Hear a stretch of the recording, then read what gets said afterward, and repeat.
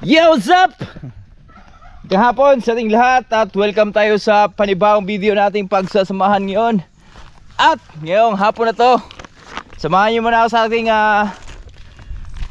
gagawin ngayon. Dahil tayo na naman ay naatasan. Tayo naman yung nakaturno ngayon para sa mga alaga ng ating mga hayop. Kasi si Tatay Rayot pa, boards, ando na sa kabila, sa Cebu.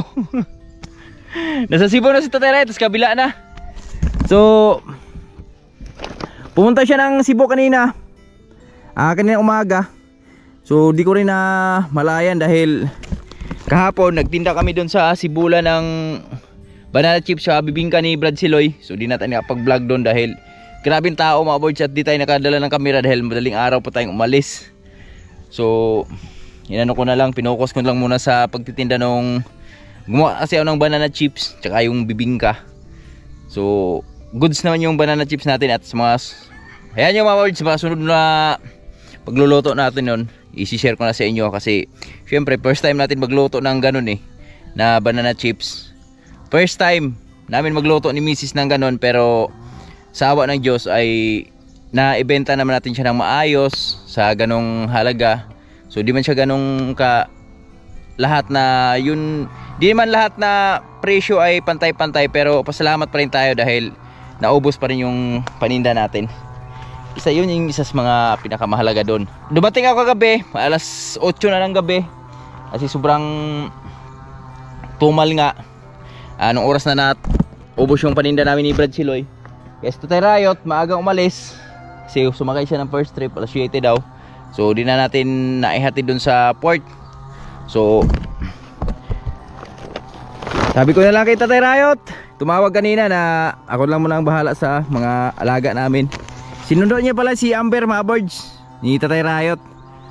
Kasi sa Lunes ay pasukan na, so kailangang sunduin na. Oy, happy Father's Day pala sa lahat na magigiting tatay dyan. Mabuhay tayong lahat hanggat gusto natin. At mga boards, so update tayo sa mais namin. Ayan ay po yung lagay ng mais namin ngayon. Yan, medyo maganda na. Gumanda na yung kartada nila dahil yan nga na sunod-sunod siya ng ulan simula nung naararo ni Tatay Rayot, tapos naalagaan ng ulan na sunod-sunod. So ayan, medyo umangat na. Yung kay Ninong doon sa medyo ang maganda yung medyo sa baba lang, pero yung doon sa bandang taas ay tagilid.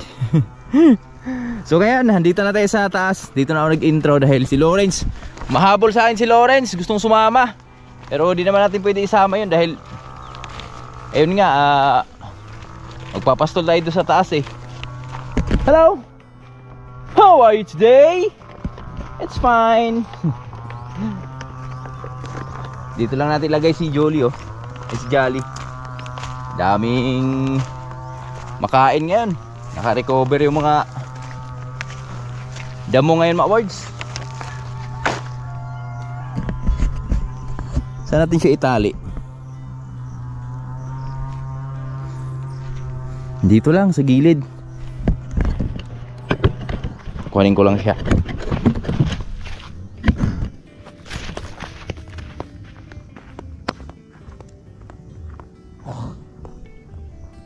Sambo deh kak.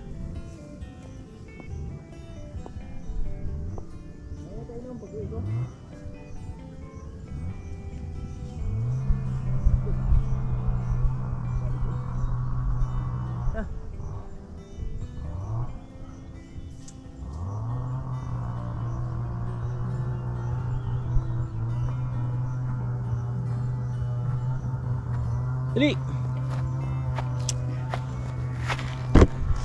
Mamaya na natin to painumin, mga boards, pag balik natin kasi pupunta pa ako dun sa kabila. Pupuntahan ko pa si Jolly. Dito lang muna siya.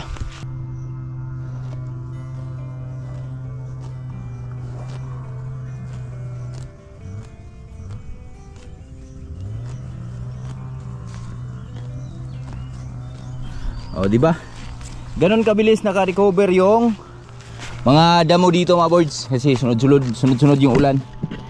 At di na tayo masyadong mamroblema dun sa mga pagkain ng ating mga alaga. So tara, proceed na tayo sa kabila. Dito tayo daan. Uy, laking dinosaur. Dito na tayo sa kabila mga boys. So namumulot ako ng, kinukuhanan ko ng duhat si Mrs. Kasi pagkakataon na natin, nandito na tayo sa kabila. Tsaka maganda na yung presyo ng duhat niyan mga boys.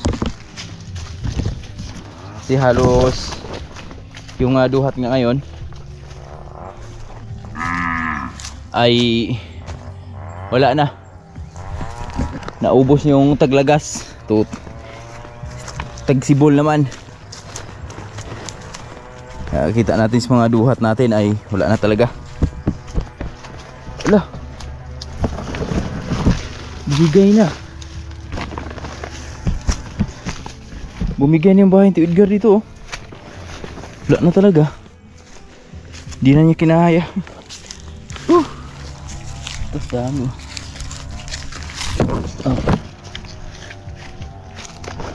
Yan. Andito si Julie. Ngayon painumin lang natin. Andun si Marco.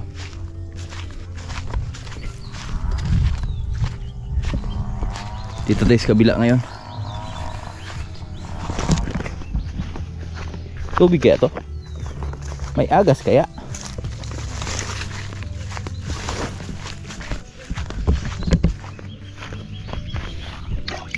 Mainit.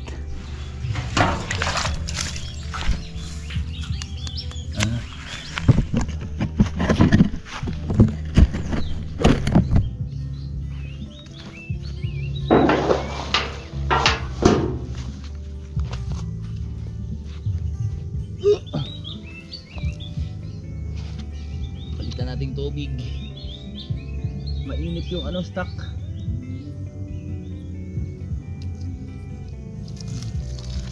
Tubig oh.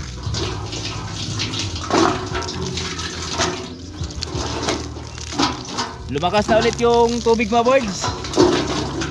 Dahil tag-ulan na po. Uy, lakas ah.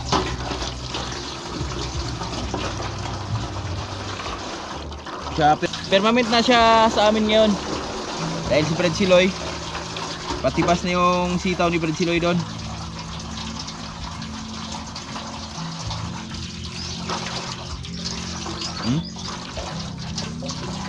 Tara, kunin ko lang si Jolie mga birds.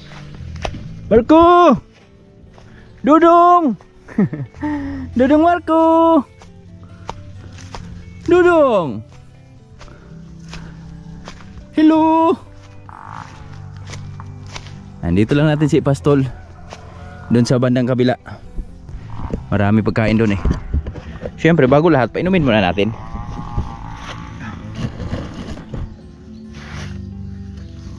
Sambod ka dyan? Wala pala eh. You're so very good talaga eh. Andali. Psst.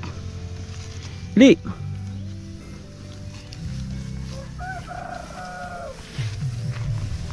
Marco. Takbo na.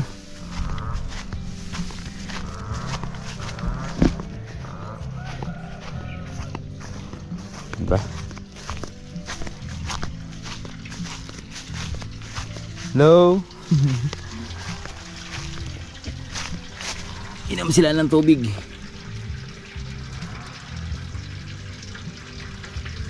Saganang-sagana sa tubig. Ba.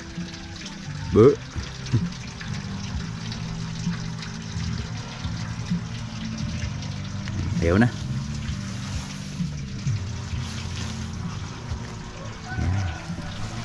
Tapos diretso kain lang din. Yan lang. Aw.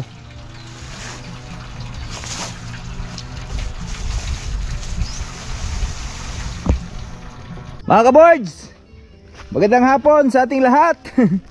At ito na, nakauwi na tayo galing doon sa kabila. So nagpastol tayo ng baka natin nung kanina.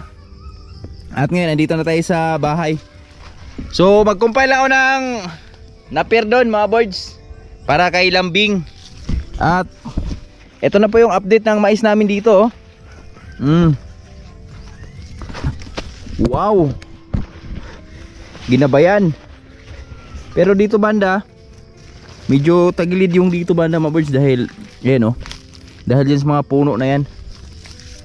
At puna na lang kasi yung mga mais na yan. Pero dito banda sa unahan yan, medyo makapal na rin. Yan, update ng aming mga mais.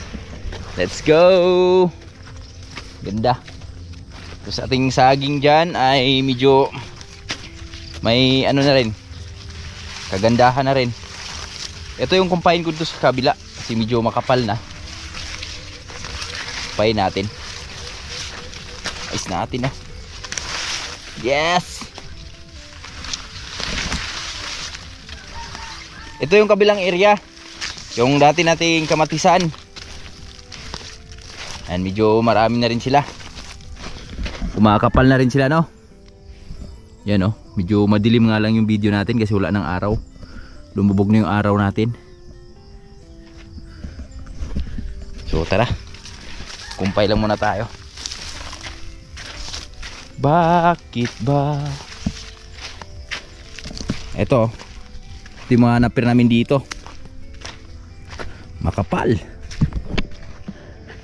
Kakapal nila.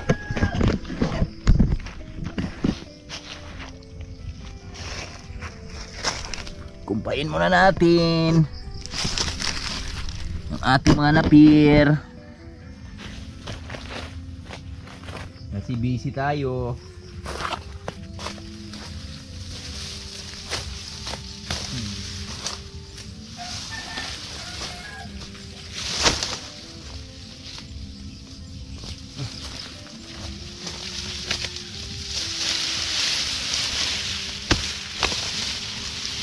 Yan.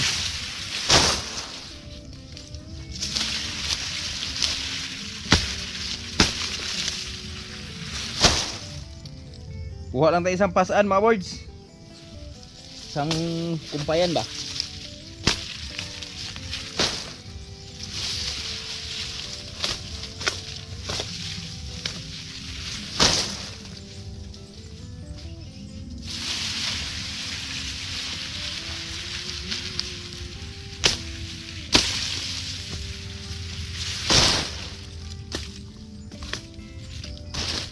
Tamang tama oh, may mga buko na rin oh.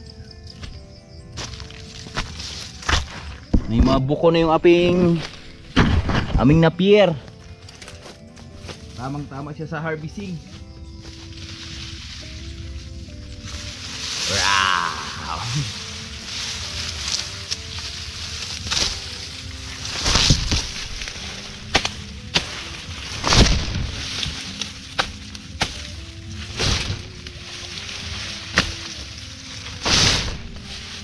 Uy, takpan natin ito nila.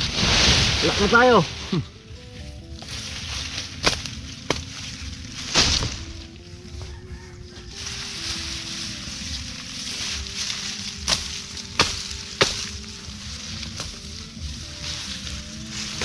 Yes.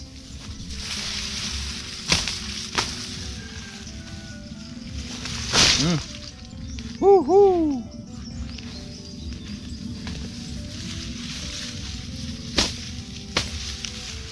Pwede na to. Isang pasaan.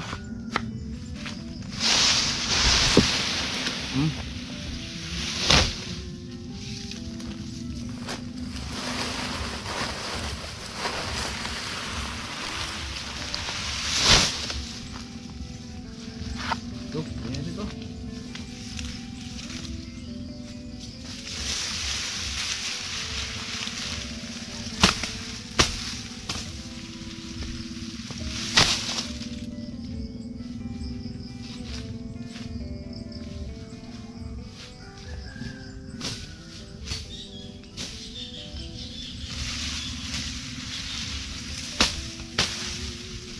Okay.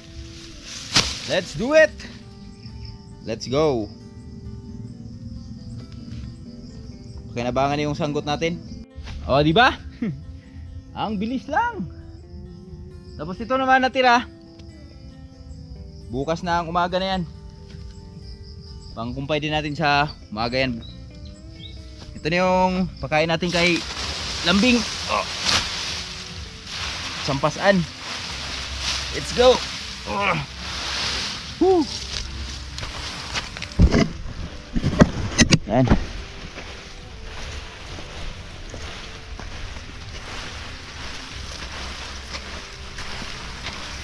Parang mais lang din yung kinumpay natin, oh. Ang kapal. Dito na tayo dumaan. Dito lang.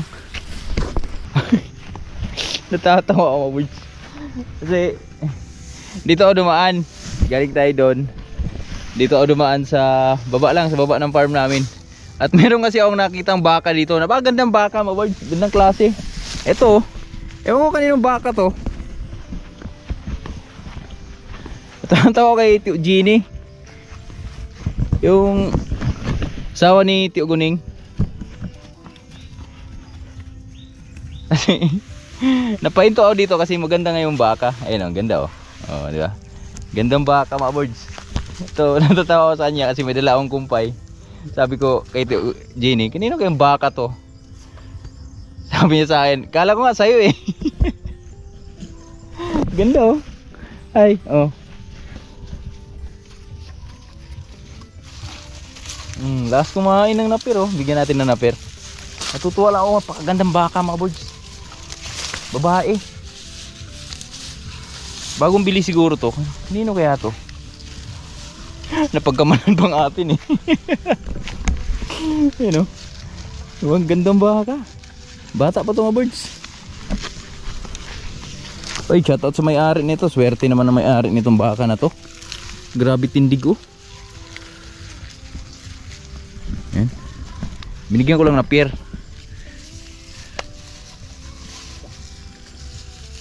Baka so may ano, inuuod yung ano, oh, tiyan niya.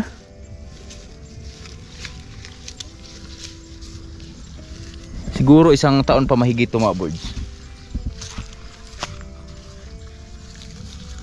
Swerte na may-ari nito. Prank ko nga si tatay pag uwi nun. Sana dito pa to. Ngayon ito nagabili tayong baka. Panibawang baka pa. Dito si Lambing. Oh. Okay, kain na.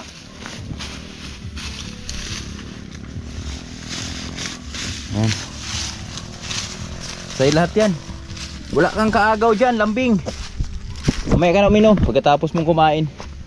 Nakakatuwa lang dahil nagagandahan ka doon sa baka at napagkamalan pang sayo. Pero son, pag ginabayan, hindi posible yan. Kakaroon din tayo ng ganung baka kaganda, ganung lahi ba? Aganda.